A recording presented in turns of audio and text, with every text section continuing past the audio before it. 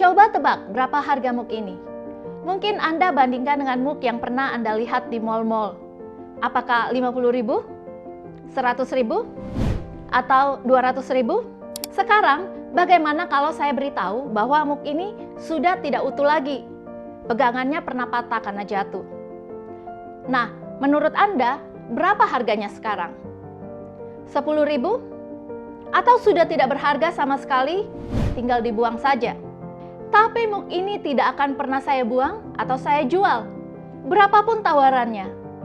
Ini mug kenang-kenangan waktu saya kuliah di Pasadena, Amerika 9 tahun lalu.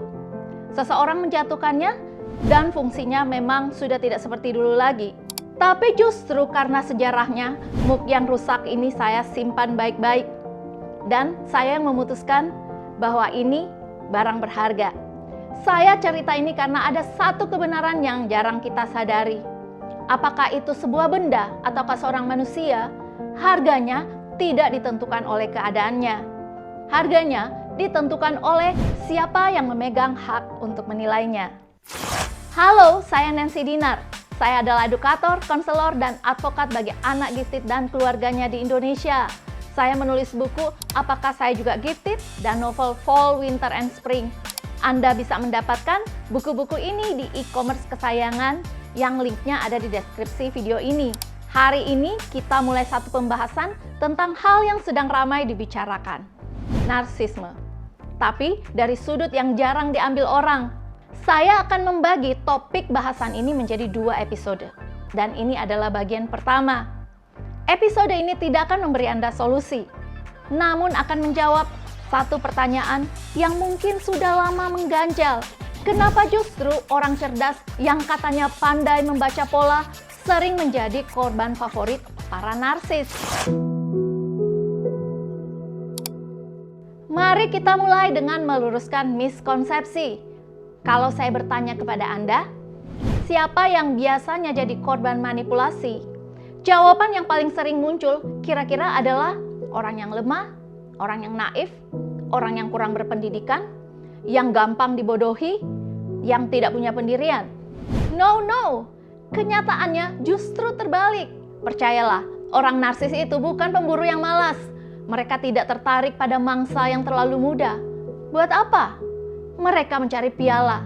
Dan piala yang paling berkilau bukanlah orang yang lemah, melainkan orang yang cerdas, berempati, berprestasi, dan punya hati yang besar. Pikirkan ini sebentar. Kalau seorang narsis berdiri di samping orang yang biasa-biasa saja, dia tetap terlihat biasa. Tapi kalau dia berdiri di samping orang yang mengagumkan, orang yang pintar, yang dipuji banyak orang, yang punya pencapaian, maka sebagian cahaya orang itu memantul ke dirinya. Anda menjadi aksesori yang membuatnya tampak hebat. Pencapaian Anda menjadi sesuatu yang bisa dia pinjam tanpa pernah ia hasilkan sendiri. Jadi tangkap baik-baik. Inti dari seluruh episode ini adalah Anda tidak dipilih menjadi korban karena kekurangan Anda. Anda dipilih justru karena kelebihan Anda. Itulah ironinya. Kepintaran sering dijual sebagai tiket VIP menuju hidup yang lebih aman. Padahal bagi sebagian orang, kepintaran itu justru yang menempelkan tanda di punggung mereka.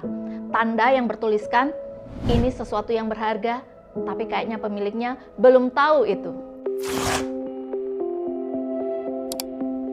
Sekarang saya ingin mengajak Anda berkeliling sebentar. Karena pola ini kalau Anda perhatikan, muncul di 3 setting yang sepertinya berbeda, padahal sebenarnya satu mekanisme yang sama. Pertama, di sekolah. Ada anak cerdas yang cepat sekali menangkap perasaan orang lain. Akhirnya, dia menjadi tempat sampah emosional bagi teman-temannya. Selalu jadi tempat curhat, selalu diminta bantuan, bikinin tugas, selalu jadi orang yang harus mengalah karena dianggap paling ngerti. Sering disuruh menjelaskan ulang pelajaran, tapi lupa diberi penghargaan. Dipinjam buku catatannya, lalu tidak dikembalikan. Dijadikan teman saat dekat ujian, lalu ditinggal ketika ujian usai. Ada yang menjadikannya bahan ejekan, tapi kemudian dia diminta untuk terima saja. Empatinya yang besar tidak dibaca sebagai kebaikan. Empatinya dibaca sebagai fasilitas umum, gratis, buka 24 jam. Kedua, di tempat kerja, ada orang cerdas yang idenya cemerlang. Tapi anehnya, selalu ada rekan lain yang akhirnya panen kredit atas ide itu. Rekan yang lebih berisik, lebih pandai bicara di rapat, lebih cepat mengangkat tangan.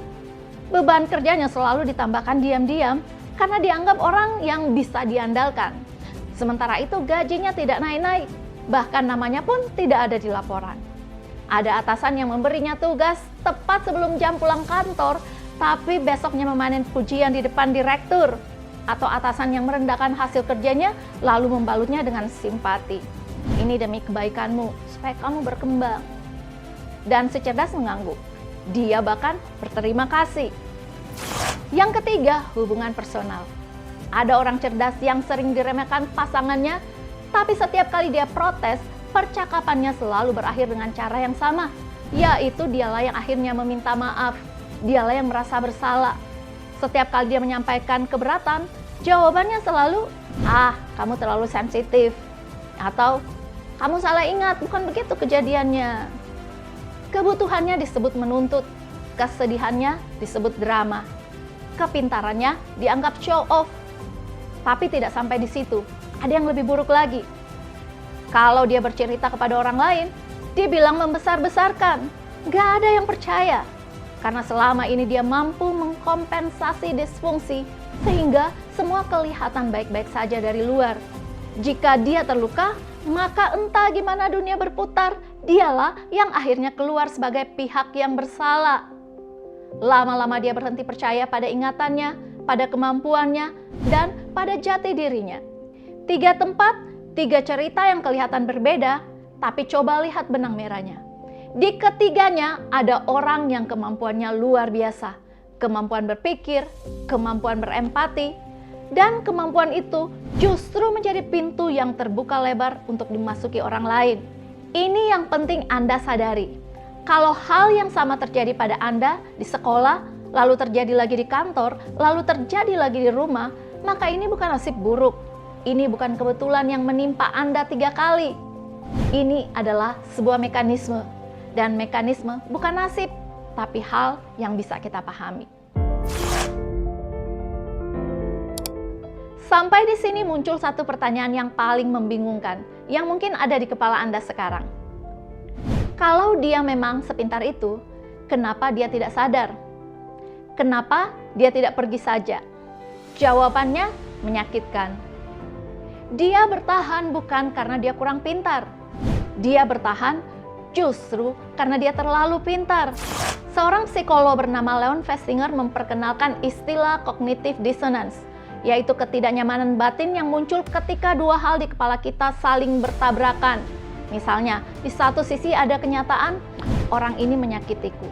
Tetapi di sisi lain ada kenyataan, dia sebenarnya punya banyak potensi. Aku bisa membantunya menemukan dan mengembangkan potensi-potensi tersebut.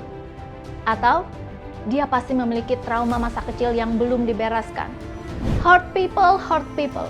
Mungkin aku bisa menyembuhkan dia. Mungkin aku adalah orang yang dibutuhkannya. Bla bla bla bla bla. 2 hal ini bertabrakan keras dan otak manusia, siapapun dia, tidak tahan dengan tabrakan. Otak ingin damai, maka otak akan mencari jalan keluar. Masalahnya ada 2 jalan keluar. Yang pertama, akui bahwa hubungan ini salah, lalu pergi. Yang kedua, jangan kemana-mana. Cukup reframing cara memandang rasa sakitnya. Dan pilihan kedua sering menjadi lebih meaningful karena orang cerdas jadi punya proyek kemanusiaan. Otak orang biasa punya kapasitas membuat alasan yang secukupnya saja. Tapi otak orang cerdas itu Ferrari. Itu mesin pembuat pembenaran kelas dunia. Dia tidak sekedar membuat 1-2 alasan. Dia bisa membangun gedung pencakar langit dari rasionalisasi. Dia bisa mengubah neglect menjadi, mungkin dia butuh space. Dia mengubah kontrol menjadi, dia sebenarnya perhatian. Dia mengubah penghinaan menjadi, itu masukan yang membangun. Kecerdasan yang sama yang membuat dia cemerlang memecahkan masalah-masalah sulit dan menciptakan ide untuk inovasi, kini dipakai untuk satu tugas yang menghancurkan, yaitu membuat sesuatu yang jelas-jelas salah terdengar masuk akal. Dan inilah bahayanya, karena begitu mahir merasionalisasi, perlahan-lahan yang tidak normal mulai terasa normal, diremehkan menjadi rutinitas, dimanfaatkan menjadi biasa, direndahkan menjadi pengertian. Sampai suatu hari orang cerdas ini tidak lagi bertanya, apakah ini sehat untuk saya? Kali ini dia bertanya, what's wrong with me? Apakah ada trauma yang tidak aku sadari? Atau perbuatan-perbuatan yang tanpa sadar menjadikan saya sulit diterima? Kenyataan pahit lagi. Kepintaran yang seharusnya menjadi pelindung malah menjadi pintu masuk. Perlakuan buruk yang ia terima menjadi alasan untuk melakukan penelitian tentang human mind and behavior yang menyelidiki dampak psikologis dari kemungkinan trauma masa kecilnya pada harga dirinya yang rendah di kala dewasa.